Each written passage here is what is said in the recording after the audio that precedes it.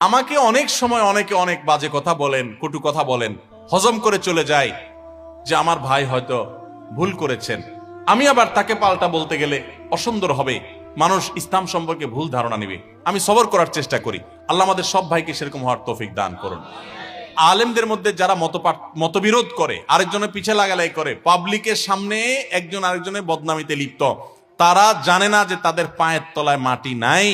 এই দেশে ইসলাম বিদ্বেষীরা ষড়যন্ত্র করে কত ভয়ঙ্কর গর্ত খুঁড়ে রেখেছে, এটা যদি তারা জানতো তাহলে এই কাদা ছড়াছড়ি বাদ দিয়া সেগুলোর বিরুদ্ধে তারা লাগতো। তারা প্রকৃত অবস্থা জানে না। যেই কোনো আলেম, যে কোনো ধার্মিক মানুষ তিনি যদি পরস্পর দ্বন্দ্বে লিপ্ত হন তাহলে বুঝতে হবে যে বড় বড় চ্যালেঞ্জগুলো সম্পর্কে তিনি জানেন না, সেজন্য তিনি এই ছোটখাটো বিষয়গুলো নিয়ে পড়ে আসেন। আমরা নিজেদের পিছনে লেগে আসি। আজ শয়তান আমাদেরকে একজনের পিছনে আরেকজনের লাগাই দিছে।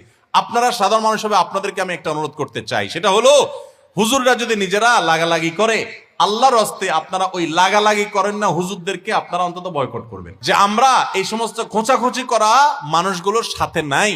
এবং অনেক সাধারণ মানুষ আছে এক হুজুরের ভক্ত হইয়া আরেক হুজুরের 14 গোষ্ঠী উদ্ধার করে, আছে না নাই? ফেসবুকে জিহাদ করে দেখবেন, জিহাদ এটা হলো শয়তানের জিহাদ, যে এক হুজুরের পক্ষ হইয়া আরেক হুজুরের বিরুদ্ধে লেখা গালিগালাজ করতেছে। আপনার কে শিখাইছে? আপনার কোন হুজুর যদি আপনাকে শিখায় আরেক হুজুরের বিরুদ্ধে গালিগালাজ করো, ষড়যন্ত্র করো, তো মনে রাখবেন ওই হুজুর থেকে ইসলাম শিক্ষাই আপনার জায়েজ নেই। আপনি দিন শিখবেন সেই মানুষের কাছ থেকে যে মানুষটা অন্য মানুষকে ভালোবাসতে শিখায়। কার ভুল হতে পারে, সুন্দরভাবে পারলে বুঝান, নাহলে চুপ থাকেন। নবী সাল্লাল্লাহু আলাইহি ওয়াসাল্লাম পরিষ্কারভাবে বলেছেন যে ব্যক্তি আল্লাহ এবং আখিরাতের প্রতি ঈমান আনে ফালিয়াকুল খায়রান আও লিয়াসমুত, সে হয় ভালো কিছু বলবে আর নাহলে চুপ থাকবে, মুখ দিয়ে খারাপ কিছু বলবেন না। আমার অবাক লাগে অনেক হিন্দুদের আইডিতে অনেক আমাদের ছেলেফেলেরা, মুসলমানের ছেলেফেলেরা দেখা যায় কমেন্ট করে সেখানে তাকে গালিগালাজ করে, মালাউন, এটা সেটা নানান খারাপ কথা বলে।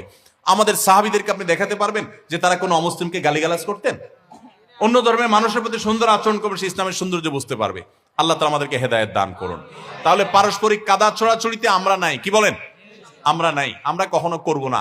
এতে যা হয় হোক, দলাদলিতে আমরা নাই। আব্দুল্লাহ জাহাঙ্গীর রহমাতুল্লাহ একটা সুন্দর কথা বলতেন, স্যার বলতেন, শুনেন, আমরা হুজুররা গন্ডগোল করব, এগুলো আমাদের স্বার্থের ব্যাপার। আপনি অযথা আমাদের পিছনে আয়সা আমাদের স্বার্থ উদ্ধারের আপনি উসিলা হলেন, মাধ্যম হলেন, আপনার কি লাভ হলো? আপনার আমলটা কেন বরবাদ করলেন আপনি আমার জন্য আরেকজনকে গালিগালাজ করে? এই জন্য কোন হুজুরের ভক্তি করতে গিয়া আরেক হুজুরের শত্রু হতে যাবেন, আরেক হুজুরের গালিগালাজ করতে যাবেন। এবং মুসলমানদের পরস্পর এক দল আরেক দলের গোষ্ঠী উদ্ধার করলেন, উনি একপন্থী উনি আরেকপন্থী। ভাই, আপনারটা আপনি প্রচার করেন, আরেকজনকে গালিগালাজ করবেন না। মনে রাখবেন তো ইনশাআল্লাহ?